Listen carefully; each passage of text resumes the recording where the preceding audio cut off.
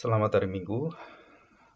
Hari ini kita akan membahas beberapa hal penting, khususnya yang berkaitan dengan kemesiasan dan sebutan Yesus sebagai anak manusia.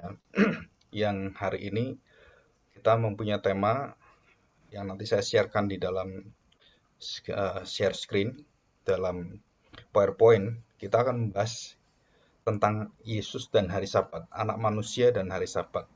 Apa kaitannya dan mengapa Tuhan Yesus sangat dibenci sekali? Karena dia banyak sekali melakukan hal-hal yang berkaitan dengan tanda-tanda kemesiasannya itu dilakukan pada hari Sabat. Maka pada hari ini, khususnya hari Minggu ini, kita akan belajar bersama-sama mengerti siapakah Kristus itu sebenarnya.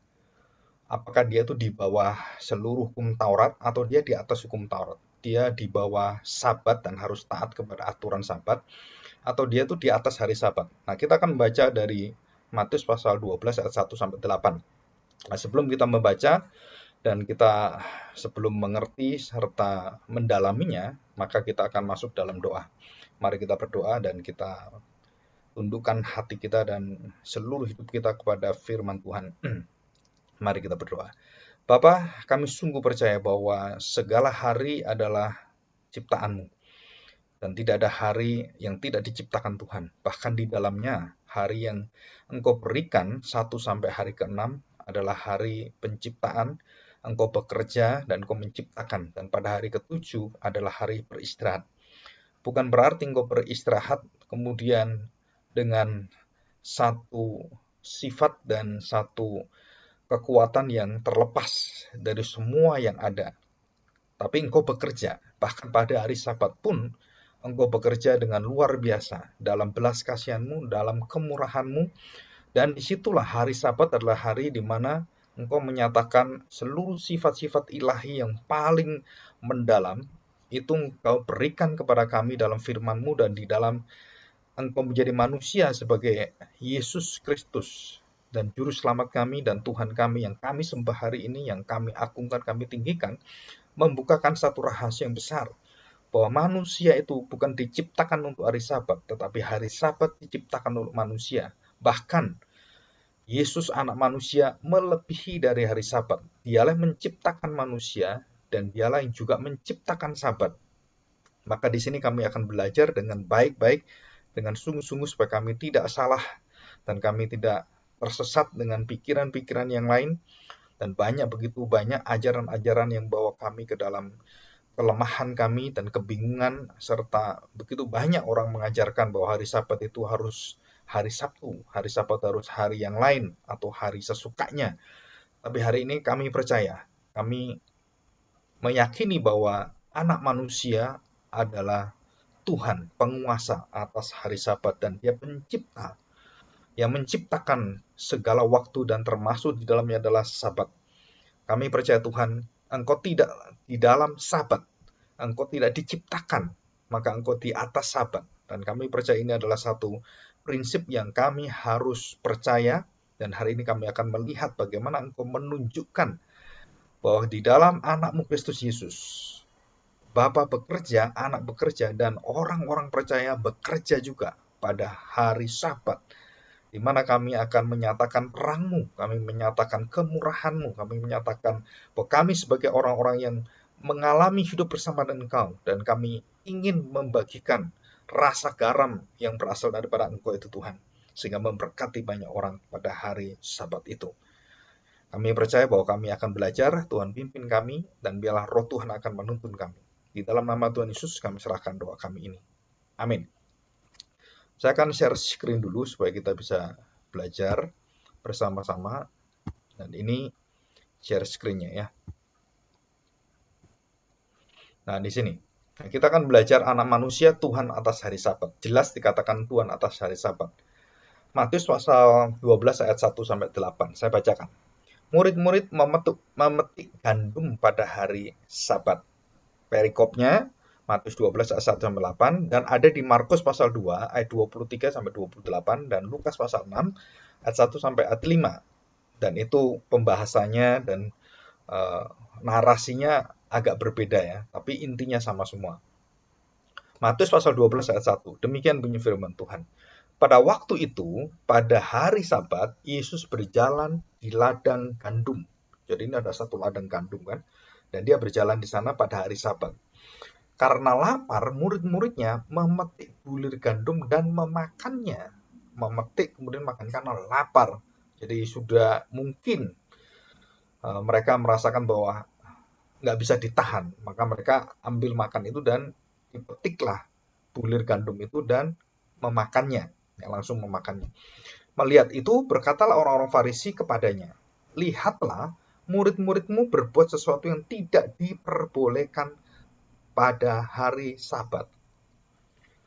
Jadi perbuatannya itu melanggar Sabat. Sabat yang mana? Hari Sabat yang mana? Sabat yang firman Tuhan atau Sabat yang tradisi mereka, yang mereka ciptakan, yang mereka tafsirkan. Dan jelas ini adalah Sabat yang mereka tafsirkan dengan seluruh ketentuan-ketentuan tambahan-tambahan yang begitu banyak tentang Sabat. Tidak boleh menyalakan api, tidak boleh mengambil barang-barang, dan tidak boleh juga naik lift pun, tidak boleh memakai angan kita pun itu harus berdiam. Jadi di Israel itu semua lift kalau hari Sabat itu berjalan sendiri dan disetting semua secara otomatis dan banyak hal semua disetting.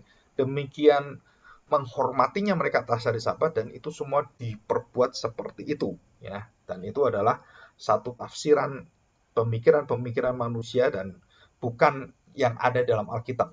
Jadi memetik bulir gandum waktu lapar itu diizinkan. Dan itu ada di dalam Ulangan pasal 23-25 yang menjelaskan demikian. Apabila engkau melalui ladang gandum sesamamu yang belum dituai, engkau boleh memetik bulir-bulirnya dengan tanganmu. Tetapi, bayangkan, tetapi sabit tidak boleh kau ayunkan kepada gandum sesamamu itu. Nggak boleh serakah. Kalau kamu lapar, kamu ambil, silakan. Dan itu sah. Dan tidak melanggar hari apapun. Dan ini jelas sekali. Ya. Nah, kita akan membaca selanjutnya ayat yang ketiga. Demikian firman Tuhan. Tetapi jawab Yesus kepada mereka, tidakkah kamu baca apa yang dilakukan Daud? Peristiwa itu sangat terkenal sekali. Dan mereka tahu semua, orang ahli Farisi, ahli Taurat, orang-orang Farisi semua, dan orang Yahudi pun tahu ini semua. Dikatakan tidakkah kamu baca apa yang dilakukan Daud?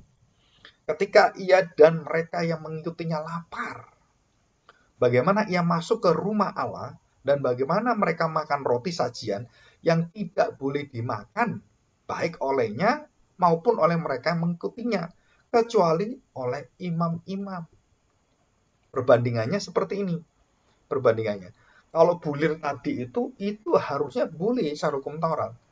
Nah, kalau Daud yang melakukan itu di dalam rumah Allah, yang itu adalah hanya orang imam-imam, itu pun karena dia mendapat belas kasihan dari Tuhan dan karena lapar dan habis perang dan begitu laparnya dan tidak tahan akhirnya mengambil, dikatakan di sini, sajian, roti sajian. Dan ini bukan bulir gandum yang diperlukan, ini roti sajian. Dan itu pun diperbolehkan. Ya, diperbolehkan.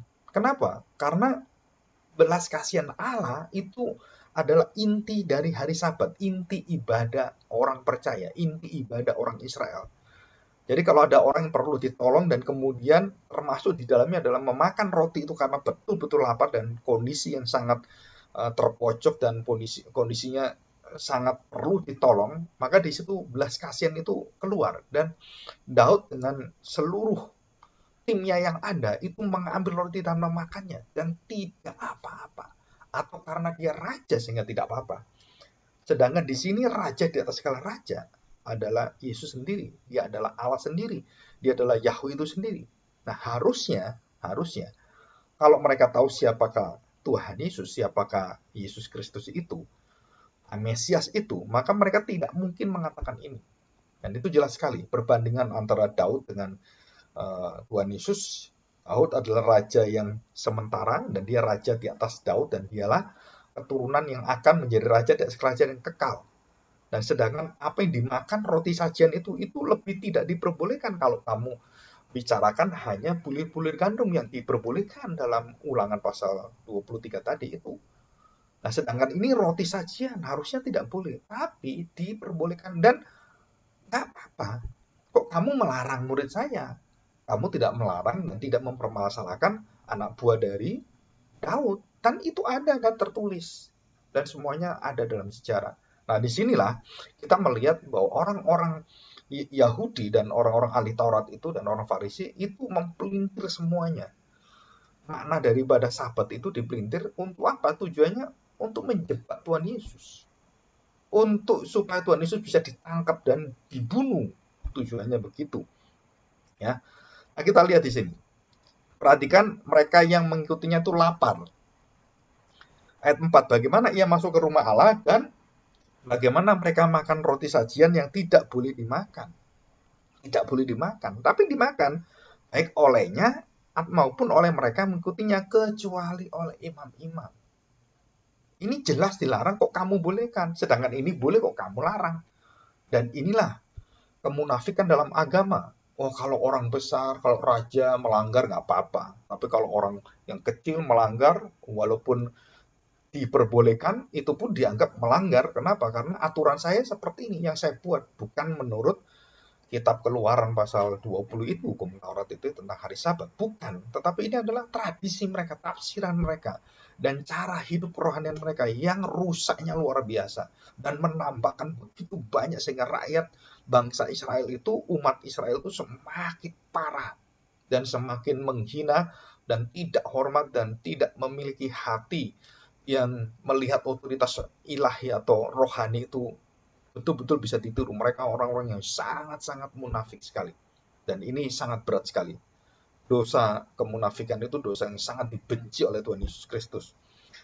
Dan perhatikan baik-baik ayat yang kelima. Atau tidakkah kamu baca dalam kitab Taurat? Jelas dalam kitab Taurat bahwa pada hari-hari Sabat, imam-imam melanggar hukum Sabat di dalam bait Allah. Apa yang dilanggar? Mereka melakukan pekerjaan sehari-hari dan tidak apa-apa. Namun tidak bersalah. Kenapa? Orang yang menjalankan belas kasihan yang kasihan seperti yang diperbolehkan, kamu larang. Harusnya kamu itu urusi seperti itu. Kenapa itu diperbolehkan? Nah, disinilah Tuhan Yesus memberikan satu pengajaran tentang hukum Taurat, tentang perbuatan-perbuatan diperbolehkan atau tidak, dan bukan menurut tafsiran mereka, ahli Taurat dan orang-orang Yahudi atau orang-orang Farisi, bukan. Tetapi ini adalah apa yang dituliskan dalam firman Tuhan, apa yang ada di dalam perjanjian lama, apa yang ada dalam kitab Keluaran, Imamat, dan semuanya. Ayat yang ke-6, aku berkata kepadamu di sini, ada yang melebihi bait Allah, ya, lebih dari bait Allah. Ada yang melebihi dari bait Allah. Ada yang melebihi daripada Sabat. Ada yang melebihi dari Taurat. Ada yang melebihi dari Musa. Ada yang melebihi daripada Daud. Ada yang melebihi dari segala semua hal yang ada dalam firman Tuhan. Di atas semua itu ada yang lebih tinggi dari semuanya. Itu siapa? Anak manusia, Mesias. Dia lebih tinggi daripada siapapun. Lebih tinggi dari Abraham. Lebih tinggi dari malaikat-malaikat. Dan itu ditulis dalam kitab Ibrani. Dia lebih besar, dia lebih agung. Dan dikatakan di sini ada yang melebihi bait Allah. Jika memang kamu mengerti maksud firman ini, yang ku kehendaki ialah belas kasihan dan bukan persembahan. Tentu kamu tidak menghukum orang yang tidak bersalah. Kalau kamu penuh belas kasihan karena orang-orang itu lapar, kamu tidak akan menghukum, nggak mungkin menghukum. Kamu memberikan belas kasihan, kamu akan membuka dirimu, kamu tidak akan menutup, tidak membuang mereka, kamu akan membuka hatimu, kamu akan tergerak hatimu, dan kamu akan menyalurkan belas kasihan itu. Dan kita masih ingat bahwa kolam Bethesda yang hari Sabtu kemarin itu kita bahas adalah kolam yang penuh dengan belas kasihan. Ya, kolam yang penuh dengan belas kasihan. Nah, di sini kita percaya ya, bahwa di dalam Matius pasal 12 ini, Matius pasal 12, ayat yang ke-7, saya akan bacakan gitu ya. Jika memang kamu mengerti maksud firman ini, yang ku kehendaki ialah belas kasihan, bukan persembahan. Jadi persembahan itu bukan belas kasihan. Persembahan itu adalah satu ucapan syukur. Dan perhatikan, dan tentu kamu tidak menghukum orang yang tidak bersalah. Jadi muridku tidak bersalah. Dia melakukan apa yang ada dalam firman Tuhan. Dan mereka ambil itu dengan tangannya, bukan dengan sabit. karena dia lapar dan diizinkan. Orang yang punya tumbuh-tumbuhan atau pohon mangga dan semuanya, ada orang ngambil satu marah-marah gitu kan, untuk karena lapar. Anak-anak kecil itu kan, dulu saya juga pernah tanda petik nyolong seperti itu, tetapi waktu saya baca Alkitab, enggak, itu enggak nyolong, itu diizinkan kalau lapar. Tapi kalau memang nyolong nggak boleh. Tapi karena lapar, aduh saya kepingin lapar sekali, saya mengambil, boleh asal kamu dengan tanganmu satu dua biji diperbolehkan, dan kamu petik itu kan kamu makan, dan itu nggak apa-apa. Dan kalau saya punya pohon dan pohon itu menjulur keluar, maka orang berhak untuk mengambilnya dengan apa? Dengan tangannya, bukan dengan keserakahannya. Belas kasihan itu lawan katanya adalah sebenarnya hati yang tidak puas, hati yang tidak punya belas kasihan, yang rakusnya luar biasa. Di sini dikatakan dengan jelas ayat yang ke-8, karena anak manusia jelas adalah Tuhan atas hari Sabat. Nah, ini yang penting.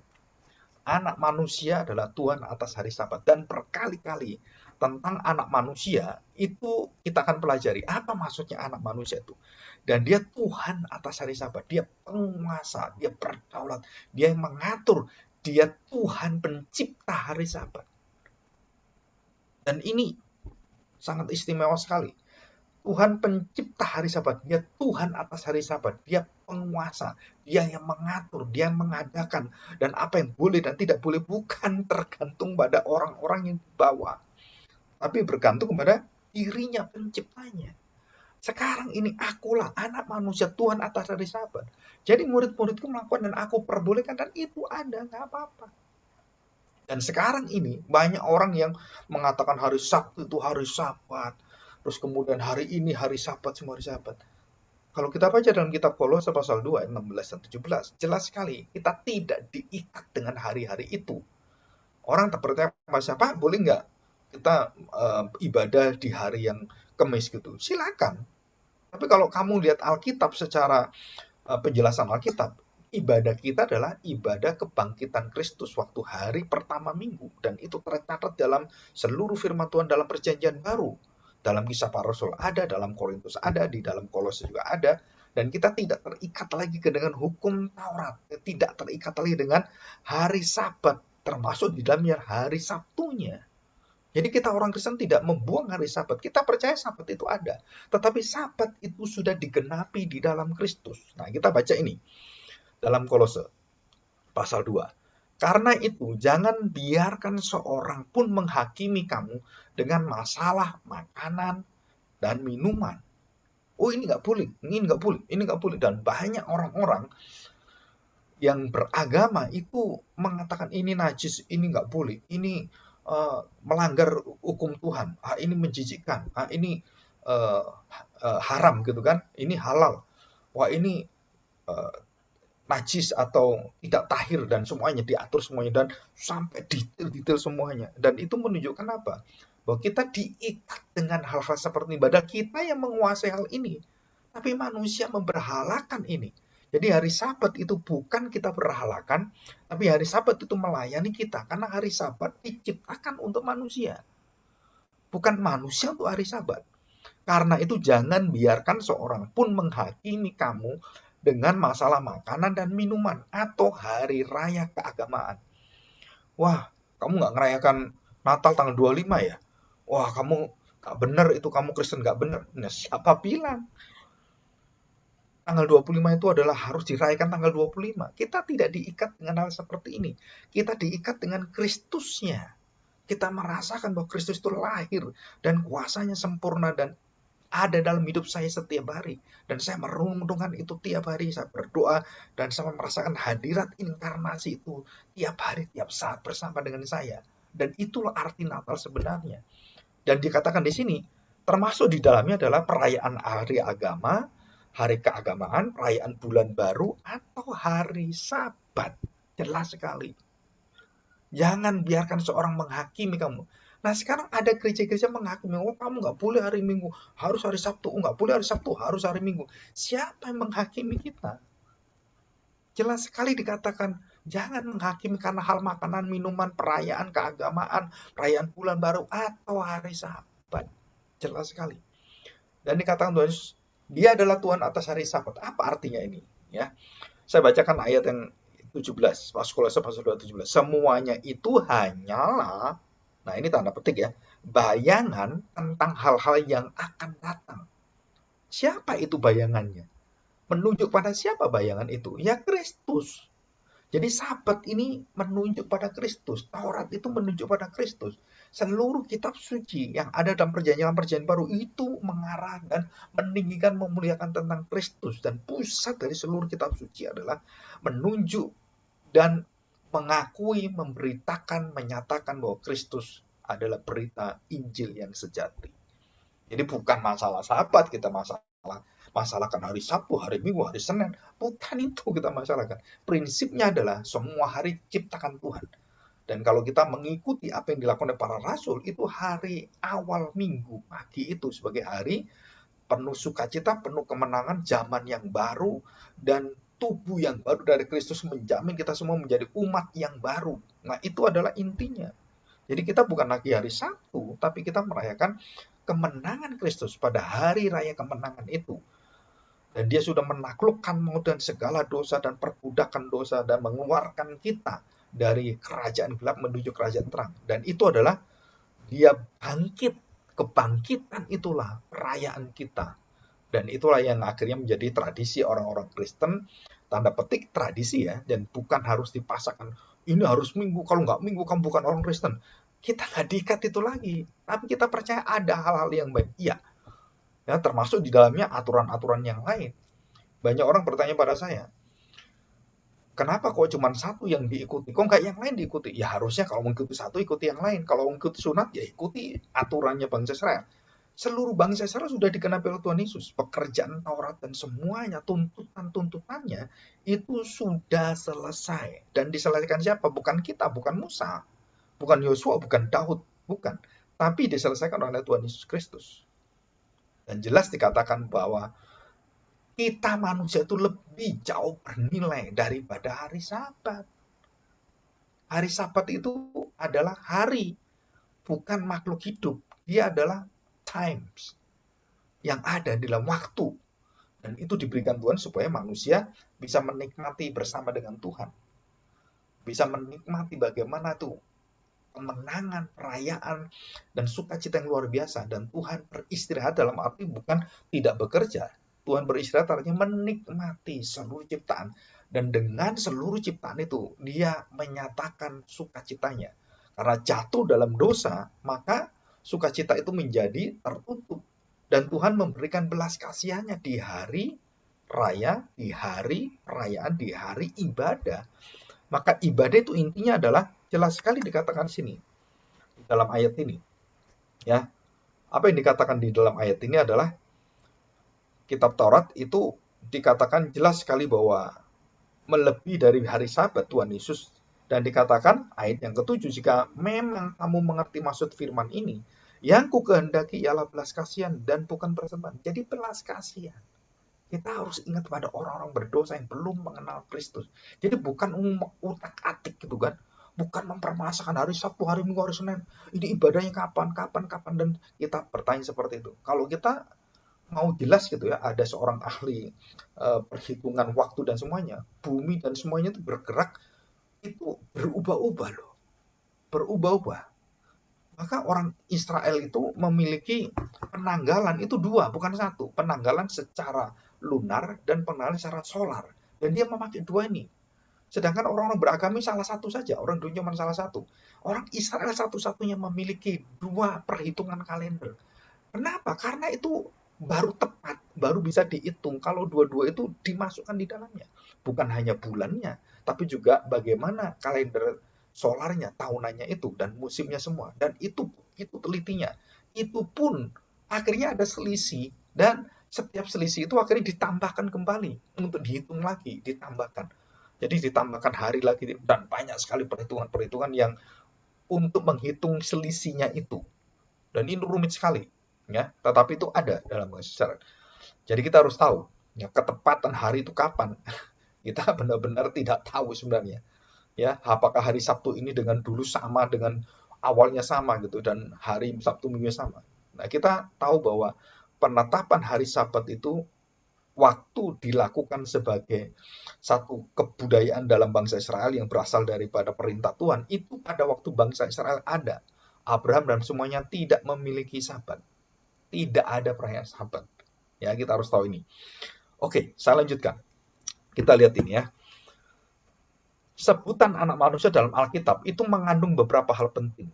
Ya, saya akan dibahas ini. Yang pertama, tentang sifat otoritatif dan wewenang dari anak manusia yang berdaulat, dan dia adalah mewakili seluruh manusia, dan dia menghadap pada Allah Yahweh itu yang Bapaknya. Dan wilayah daripada seluruh yuridiksinya, wilayah daripada hukumnya, dan dia akan menghakimi sebagai anak manusia. Dia berkuasa melakukan banyak hal. Dan yang kita tahu, yang di dalam Alkitab yang membuat bangsa orang-orang Yahudi, bangsa Israel benci dengan Tuhan Yesus, termasuk ahli Taurat, orang Farisi, dan tua-tua Israel sangat membenci dia adalah karena dia mengatakan dia bisa mengampuni dosa. Anak manusia, Tuhan atas hari Sabat. Yang pertama, anak manusia mampu mengampuni orang berdosa, menebus dosa orang, mengampuninya. Dan itu hanya bisa dilakukan oleh Allah. Membereskan dosa, orang Israel, ahli Taurat, dan orang Farisi, imam besar sekalipun tahu, tidak ada satu orang pun yang bisa membereskan dosa. Sekecil apapun dosa itu tidak pernah dibereskan dan tidak akan mampu manusia bereskan. Apalagi agama-agama kita dengan cuci muka, dengan mandi, dengan bersih-bersih, dengan doanya, dengan tangisannya, itu tidak akan menghapuskan dosa kita. Yang bisa adalah Mesias, anak manusia ini. Dan jelas sekali, anak manusia artinya akulah aku. Akulah anak manusia. Dan dia mengatakan, Tuhan Yesus mengatakan, aku, bukan langsung aku, tapi dikatakan anak manusia, artinya saya sendiri, berkuasa untuk mengampuni dosa. Matius 9 ayat 6, pasal 12 ayat 32, dan terus 40. Anak manusia sebagai penabur benih yang baik. Anak manusia memerintah malaikat-malaikat. Anak manusia bukan datang untuk dilayani, tetapi untuk melayani. Dan banyak yang lain tentang anak manusia. Dan jelas sekali anak manusia itu menunjukkan kepada mewakili seluruh manusia yang dikenan oleh Tuhan. Dan Tuhan menciptakan manusia itu untuk menjadi anak manusia, anak Adam. Dan Kristuslah yang mengembalikan seluruh kemanusiaan yang ideal, yang sempurna, yang diminta oleh Bapa Surgawi. Jadi dia representasi dari manusia milik Allah. Milik Allah. Dia menderita, dia menebus, dia menyelamatkan. Dan jelas sekali anak manusia akan menderita, dia akan mati, dan dia akan bangkit. Dia akan menyelamatkan kamu. Barang siapa percaya pada anak manusia, kepada Mesias, maka engkau tidak akan binasa. Yohanes 3:16 itu menunjuk kepada anak manusia. Menunjuk kepada Yesus sebagai anak manusia. Barang siapa percaya kepada dia. Dan pengakuan Yesus waktu melakukan mujizat, engkau adalah anak Allah tinggi, engkau ilahi. Dan anak manusia adalah yang sama dengan saya, yang mencapai hati saya, yang membawa semua dosa saya diangkat oleh dia. Jadi apa yang dilakukan oleh anak manusia ini mewakili seluruh manusia yang akan dikenan dan akan diterima dan akan dikasih oleh Bapaknya. Dan inilah anak manusia. Inilah rahasia anak manusia. Kita lanjutkan. Di dalam Matius pasal 12 ayat 8, jelas sekali, dan juga Markus 2 ayat 28, Lukas 6 ayat 5, anak manusia adalah Tuhan atas hari Sabat. Bahkan dikatakan anak manusia adalah Tuhan atas hari Sabat, adalah penguasa Sabat, pencipta hari-hari, bulan-bulan, dan tahun semuanya. Jadi kamu jangan memperkarakan itu. Kamu harus melihat saya. Semua ini bayangan dari apa yang saya lakukan. Semua menunjukkan kepada karyaku yang akan aku jalani semuanya. Dan sangat ajaib sekali. Tuhan Yesus waktu mati di kayu salib pada hari Jumat itu adalah untuk menyongsong hari Sabat yang baru. Dan kemudian dia di dalam maut itu, di dalam hari Sabat, hari Sabtu itu dia berada dalam maut, dan pada hari Minggu dia membawa Sabat yang dihidupkan, bukan Sabat yang mati, bukan Sabat di dalam dosa, yang di dalam ritual agama adalah Sabat dalam dosa. Jangan mengulangi hari Sabat dalam ritual kematian yang seperti dilakukan Israel, tapi lakukanlah di dalam Kristus. Sabat yang dimulai dengan hari kemenangan, hari pertama. Hari tiba hari Minggu, dan disitulah Kristus itu menyatakan kamu harus menyembah yang dinamakan anak manusia ini, yang bertahta bersama dengan Bapa yang Maha Kuasa. Dan jelas sekali di sini dikatakan bahwa Tuhan Yesus lebih besar dari hari Sabat, lebih besar dari bait Allah. Ada di sini. Nah, ayat ini jelas ya. Di sini ada yang melebihi bait Allah pada ayat yang ke-6. Jadi siapa yang melebihi bait Allah? Ya yang menciptakan bait Allah, yang mengadakan bait Allah, yang mengadakan Sabat. Dan dialah anak manusia itu. Jadi orang-orang itu dibawa oleh Tuhan Yesus untuk mengenal dia. Waktu orang mengenal Yesus adalah Tuhan atas hari Sabat, orang-orang yang tidak terima karena memegang aturan-aturan agamanya, tafsiran-tafsirannya melawan Tuhan Yesus. Melawan semua apa yang kebenaran itu. Dan hari ini juga sama, kekristenan sama. Kekristenan yang benar, yang sesungguhnya, yang berada di atas hari Sabat, dan kita diciptakan adalah bukan untuk melayani hari Sabat. Hari Sabat diciptakan untuk melayani kita. Hari Sabat ada diciptakan Tuhan untuk melayani manusia. Bukan kita kemudian dipimpin, oh ini hari Sabtu, ini hari Minggu, nggak boleh ini, kita harus berdiam. Bukannya seperti itu. Kita yang menguasai hari itu. Kita yang akan memberikan tata layanan kita, kepercayaan Tuhan berikan pada kita. Hari Sabat itu ada hari kepercayaan Tuhan kepada kita. Untuk apa? Untuk berkarya dan menyatakan belas kasihan Allah. Menyatakan kepada orang-orang berusaha dunia yang gelap ini. Dan kita bukan menikmati Kristus saja yang ilahi, yang penuh dengan kuasanya, tetapi kita juga membawa Kristus itu yang secara tubuh manusiawi mati bagi orang berdosa. Kita bawa itu dan kasihnya itu dinyatakan pada dunia ini sehingga terang itu bercahaya. Dan ini penting sekali. Ya. Jadi hari Sabat dijadikan untuk manusia, bukan manusia dijadikan untuk hari Sabat. Jangan dibalik-balik. Begitu kita salah mengagungkan hari satu saja, hari Minggu itu betul-betul hari, dan kita berada diperbudak oleh hari itu, kita memasukin dosa yang sama yang Tuhan Yesus katakan. Dan kita seperti orang Farisi, ahli Taurat, dan tua-tua dan bangsa Yahudi itu yang salah dan menambahkan tradisi dan tafsiran-tafsiran. Kita kembali menambahkan ini. Celakalah kita. Banyak orang-orang yang belum mengerti ini. Kalau kamu melihat Kristus sebagai wujud daripada Sabat itu, kamu tidak mungkin akan ngotot bahwa hari Sabat itu harus Minggu, harus Senin, Selasa. Bukan, Kristuslah. Apa yang dilakukan Kristuslah. Kristus mengatakan kemenangan, dan itu hari Sabat adalah hari awal kemenangan kebangkitannya. Nah, itulah kita lakukan itu. Dan itu pun bukan harinya yang akan menjadi Tuhan kita, tapi Kristusnya. Dan ini membuat kita berbeda dengan orang-orang yang fanatik dalam agama-agama itu. Nah, kita tidak jatuh di dalam kefanatikan seperti itu. Tetapi kita betul-betul mengerti maknanya dan apa dasarnya di situ adalah Kristus, bukan bayangannya, bukan gambarannya, bukan simbol-simbolnya, tetapi adalah Kristusnya. Dan kita tidak perlu lagi membawa anak kambing, anak domba, kita bawa yang tidak bercacat celah. Nggak perlu lagi. Kenapa? Karena Kristus yang sudah menggantikan kita. Dan ini indah sekali. Ya. Nah, di sini kita melihat begini.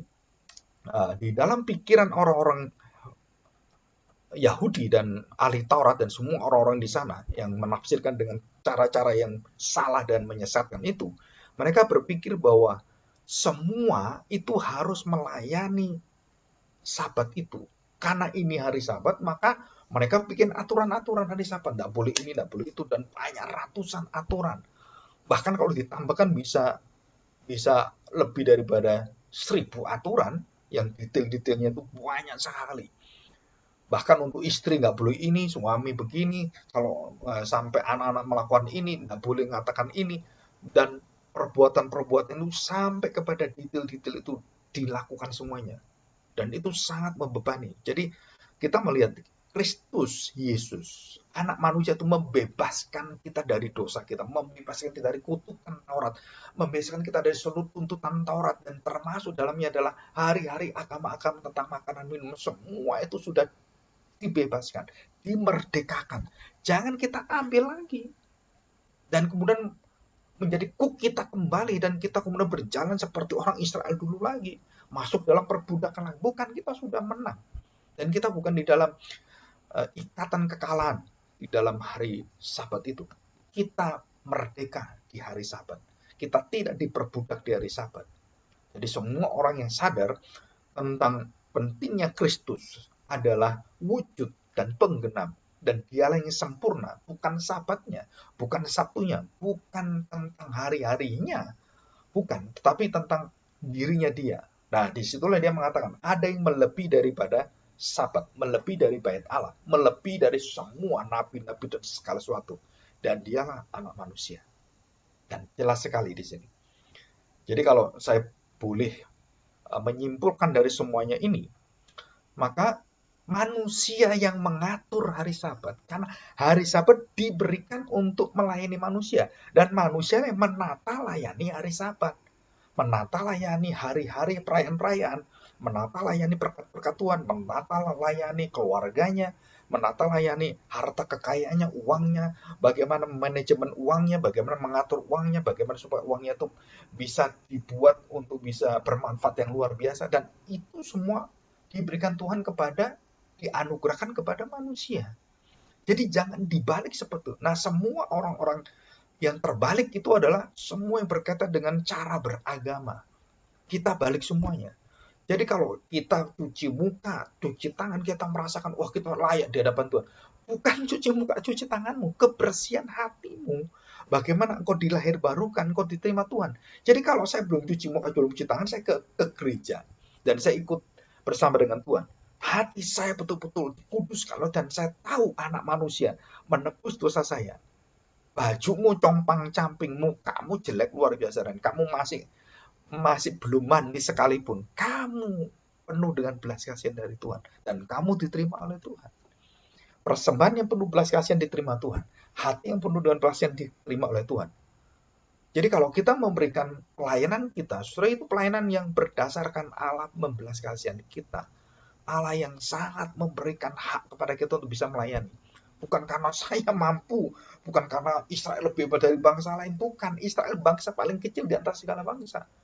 Dia bangsa yang gampang sekali dikalahkan. Tetapi bangsa Israel ini menguasai dunia dalam segala berkat Tuhan itu. Dan kita lihat ini. Jadi manusialah yang mengatur, menata layani hari-hari Tuhan, termasuk di dalamnya adalah Sabat. Karena itu manusia otomatis lebih unggul daripada hari-hari Sabat. Dia berada di atas segala hari. Dan segala ini yang ada ciptaan ini melayani manusia. Diciptakan untuk manusia. Manusia menjadi mahkota kemuliaan dari seluruh ciptaan, termasuk di dalamnya adalah binatang-binatang dan segala sesuatu yang diatur oleh manusia. Dan hari-hari semua juga manusia yang atur. Ini luar biasa ini. Dan bagaimana mengaturnya? Ya menurut firman Tuhan, menurut Kristus yang sudah menyerahkan kuasanya itu. Dan kita tahu ini. Dan yang ketiga adalah manusia yang diinginkan oleh Allah adalah bukan manusia yang menjadi orang yang tunduk kepada seluruh aturan dunia ini, bukan, tapi yang tunduk kepada Allah, tunduk kepada firman Allah. Jadi kalau firman mengatakan yang benar A, maka kita harus berkata pada orang-orang yang salah, itu tidak benar. Karena Alkitab mengatakan bahwa kita bukan melayani hari yang melayani saya. Dan hari-hari termasuk di dalamnya adalah hari-hari khusus, hari perayaan dan semua itu melayani kita semua. Dan Tuhan berikan kepada manusia, kepada bangsa Israel khususnya, untuk mengenang karya Tuhan. Hari Paskah, hari Passover itu, kemudian hari pondok tahun, hari kemenangan, dan segala kalanya. Itu mengenang kepada apa? Karya Allah kepada manusia yang dipilih oleh Tuhan menjadi bangsa yang sangat dikasih oleh Tuhan. Ini belas kasihan Tuhan itu mengalir di sana. Dan Tuhan buka ini semuanya. Dan itulah arti daripada anak manusia Tuhan atas hari Sabat. Dan semua orang percaya Tuhannya adalah bukan Sabat, tetapi Tuhan Yesus. Nah, orang-orang yang membuat hukum-hukum baru dan tradisi dan tafsiran semua tuntutan yang baru seperti ahli Taurat itu, dan orang-orang Farisi tua-tua semuanya, orang-orang Yahudi itu membuat aturan-aturan yang menjadi Tuhannya mereka, dan mereka pun seharusnya mengikuti aturan ini. Tetapi kenyataannya apa? Mereka sendiri tidak menyentuhnya. Tuhan Yesus marah luar biasa. Di dalam Matius pasal 23, dia mengutuki orang Farisi dan ahli Taurat dan dikatakan kamu ular beludak. Kamu yang benar-benar orang-orang yang munafik sekali. Dan jelas sekali kamu merampas hak orang-orang miskin, janda-janda miskin, semua kamu ambil semuanya. Bagaimana mungkin kamu bisa menerima persembahan seorang janda miskin yang mereka pun hidup aja susah dan dia berikan itu, dan kamu bisa terima dengan sukacita dan kamu buat foya-foya? Oh, itu manusia-manusia celaka. Dan kalau saya boleh katakan, banyak sekali hamba Tuhan yang sukses luar biasa karena dari uang-uang kesengsaraan jemaatnya dan dia memfoya-foyakan. Itu adalah kematian bagi hamba Tuhan ini. Dan itu akan dituntut, akan dihakimi Tuhan dengan persembahan-persembahan ini. Dan saya pernah ketemu dengan satu hamba Tuhan yang sangat sangat sangat kaya sekali sebenarnya.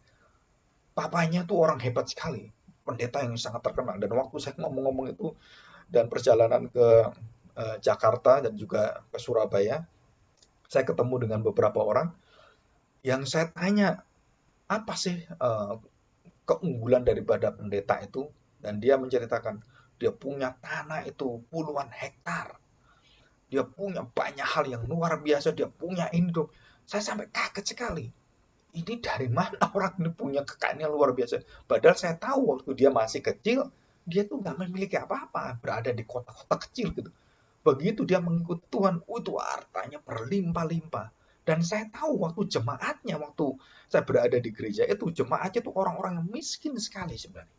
Ada yang tukang beca, ada yang tukang jual pecel, banyak sekali. Dan mereka orang-orang setia memberikan persembahannya.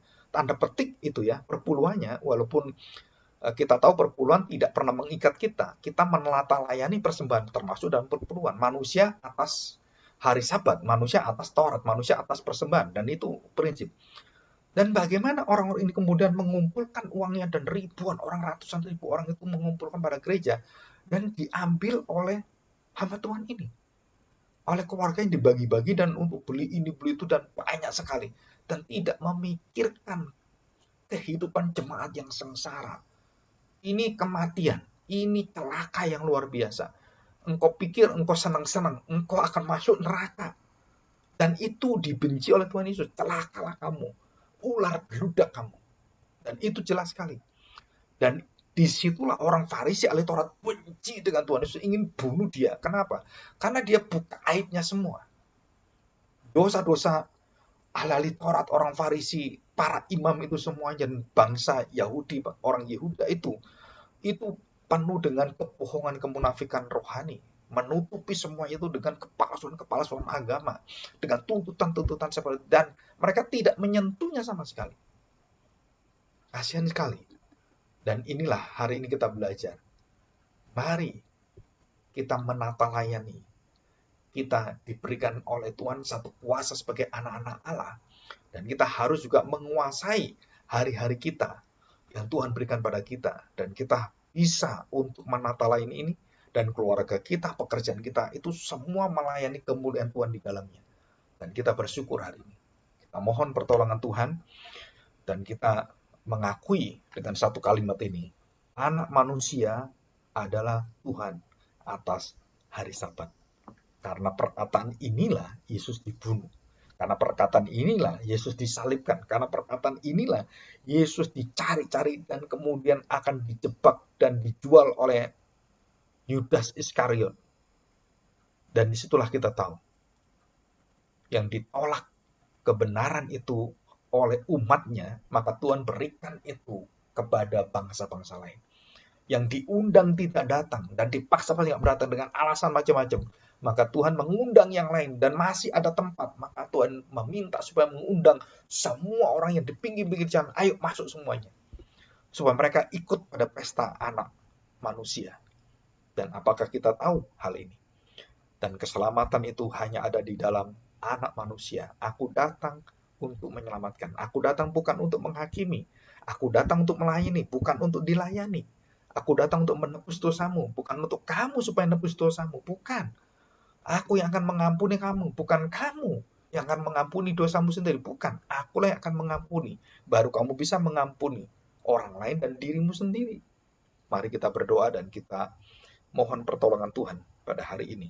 Supaya kita benar-benar tahu bahwa Yesus anak manusia adalah Tuhan, pencipta, penguasa atas hari Sabat. Dan kita semuanya tidak terikat lagi dengan ikatan-ikatan secara agama, secara perbudakan apapun. Dan kita tidak terikat dengan hari, tetapi kita terikat dengan Kristus yang menguasai semua hari, termasuk di dalamnya adalah hari Sabat. Bapa, kami bersyukur di hadapan-Mu hari ini. Tuhan, tolong kami supaya kami sungguh-sungguh mau belajar dalam kebenaran. Kami tahu Tuhan bahwa kami tidak boleh memilih hari dan mengistimewakan termasuk ulang tahun kami sendiri. Apapun termasuk kenangan-kenangan yang sangat indah. Itu bukan Tuhan kami. Bukan berada di atas kami, tapi berada di bawah kami.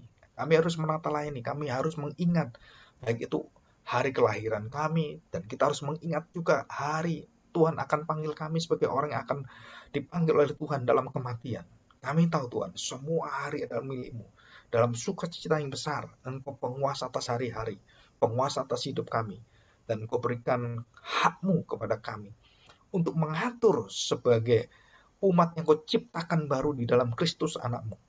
Dan tidak terikat lagi dengan Taurat dan semuanya. Dengan kasih yang sempurna, kami akan melayani Engkau. Dengan belas kasihan-Mu, kami akan berjalan bersama dengan Tuhan. Berjalan bersama dengan kedamaian-Mu. Berjalan dengan kuasa kasih setia-Mu Tuhan, yang melebihi dari hidup kami. Terima kasih Bapa. Terima kasih Tuhan Yesus. Dan terima kasih Roh Kudus. Kami serahkan hati kami semua. Haleluya. Amin. Terima kasih. Kita akan masuk pada hal-hal selanjutnya dalam firman Tuhan pada hari Minggu ini. Dan kita berdoa supaya kondisi COVID yang semakin berat, dan hari ini kita tahu melebihi dari 20.000 yang ada di Indonesia. Dan kita masuk dalam ranking yang kelima. Ya, kita berdoa baik-baik supaya kita sungguh-sungguh dengan hikmat dari Tuhan, dengan pengertian dan kehati-hatian, dan kita semua harus saling mengingatkan dalam kondisi seperti ini. Dan jangan ceroboh, jangan sembarangan. Ya, sampai ketemu, Tuhan Yesus berkati Bapak Ibu Saudara sekalian dan semuanya yang hadir dan mendengarkan firman Tuhan.